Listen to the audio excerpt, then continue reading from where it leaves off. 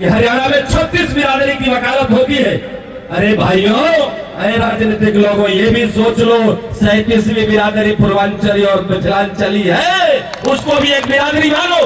वहां कोई मुसलमान नहीं है, वहां कोई ब्राह्मण नहीं है, वहां कोई बिंद मलाय और गैरिया नहीं है। जब भी वो पूर्वांचली है, उसके घर में छठ पर्व होता है, उसकी बेटी की विदाई पर उसकी माँ अपने बच्चे को देख करके रोती है, वो केवल और केवल पूर्वांचली है।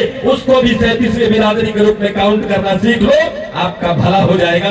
मैं आपकी भला लड़ाई को आगे बढ़ाने का प्रयत्न करूंगा।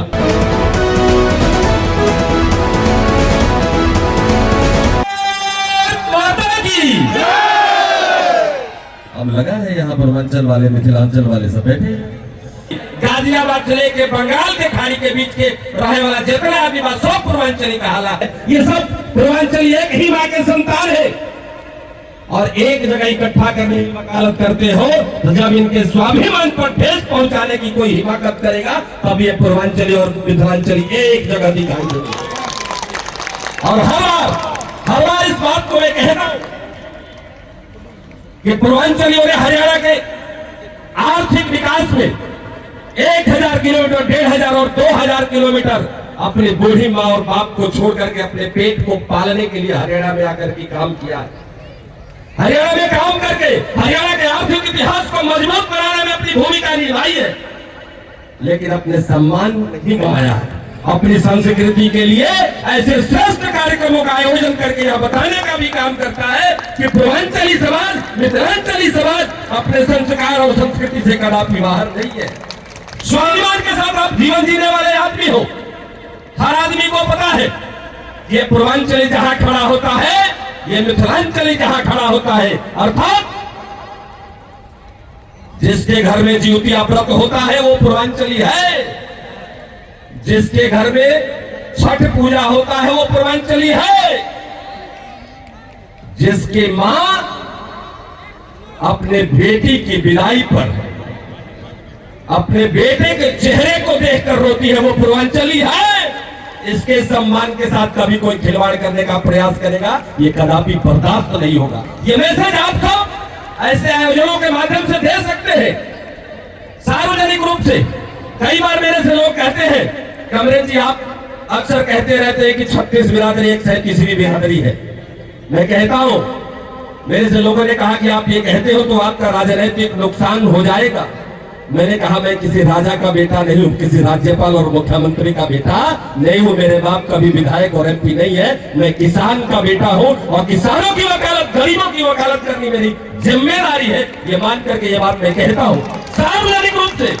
आज अभी युवा पूर्वांचल मोर्चा के अध्यक्ष बैठे थे, मेरे से चर्चा कर रहे थे। उन्होंने चर्चा में मेरे से कहा कि अमरेश जी अपने समाज को कैसे इकट्ठा किया जा सकता है। मैंने कहा कि हमारा समाज कमेला वर्ग है, उसको बार बार बुलाओगे वो नहीं आ पाएगा, उसके पास समय नहीं है। वो 2000 किलोमीटर दूर आता है, यहाँ काम करता है, अपने बच्चे के भरण पोषण के लिए काम करता है, उसकी शिक्षा दीक्षा के लिए काम करता है, उसकी रिश्तेदारी और नातेदारी है। लेकिन उसको जब एहसास कराओगे कि आपके स्वाभिमान की परीक्षा की तिथि ये निश्चित है, उस दिन हर पूर्वांचल एक मंच पर दिखाई देगा। वो कहते कैसे संभव है? बिल्कुल संभव है। आप सब लोग राजनीतिक लोगों के बीच में उठते हैं, बैठते हैं, आपके पास भी लोगों का आना जाना रहता है।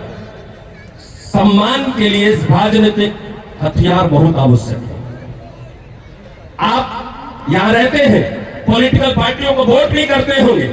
बहुत सारे लोग यहाँ वर्षों से रहते हैं, अपना वोट नहीं बनवा पाए हैं। हरियाणा सरकार पूरी सुविधा देती है, उस सुविधा को भी आप नहीं ले पा रहे हैं। अर्थात यहाँ आपको वोटर लिस्ट में अपना नाम जरूर डलवाना चाहिए। यहाँ की सरकार जो सुविधा दे रही है उसको लेना चाहिए। ये तब संभव होगा जब आप ऐसे ही समय समय पर संगठित होकर के, इकट्ठा होकर के काम करते रहो। मैंने कहा, कई लोगों से कहा, सत्येंद्र भाई जी है, उनसे भी एक दिन मेरी चर्चा हुई। उनको भी मैंने कहा, सत्येंद्र जी गुड़गांव में पूर्वांचली लोग कितने हैं? सत्येंद्र भाई ने कहा इतने सामर्थ्यवान है, इतनी संख्या में है कि किसी भी राजनीतिक लक्ष्य को प्राप्त कर सकते हैं। मुझे बहुत खुशी हुई।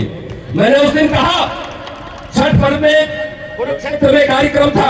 मेरे से लोगों ने कहा कि अमरेश जी पूर्वांचलियों के लिए आप क्या कर सकते हैं? मैंने कहा कि मैं अपना सब कुछ न्यौछावर कर सकता हूं। और मैंने उसी दिन इस बात को कह दिया था कि हरियाणा में 36 बिरादरी की वकालत होती है।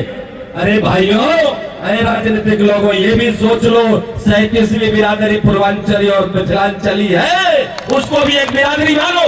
वहां कोई मुसलमान नहीं है, वहां कोई ब्राह्मण नहीं है, वहां कोई बिंद मलाई और गैरिया नहीं है। जब भी वो पूर्वांचली है, उसके घर में छठ पर्व होता है, उसकी बेटी की विदाई पर उसकी माँ अपने बच्चे को देख करके रोती है, वो केवल और केवल पूर्वांचली है। उसको भी 37वीं बिरादरी के रूप में काउंट करना सीख लो, आपका भला हो जाएगा। मैं आपकी लड़ाई को आगे बढ़ाने का प्रयत्न करूंगा। ये सफलता मुझे तब मिलेगी जब आप सब लोग पूरी मजबूती के साथ अपनी संस्कृति के लिए, अपने संस्कार के लिए, अपने बच्चों के बेहतर भविष्य के लिए संकल्प लेकर के इकट्ठा होकर के आप अपने जीवन को जिए।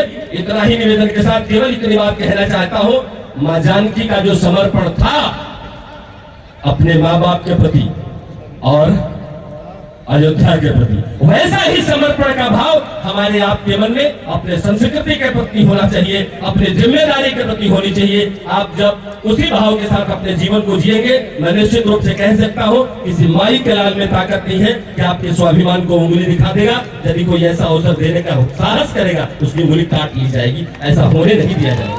मैं आप सबके प्रति श्रद्धा प्रकट करते हुए इस आयोजन समिति को शुभकामनाएं, बधाई देते हुए जय श्री राम।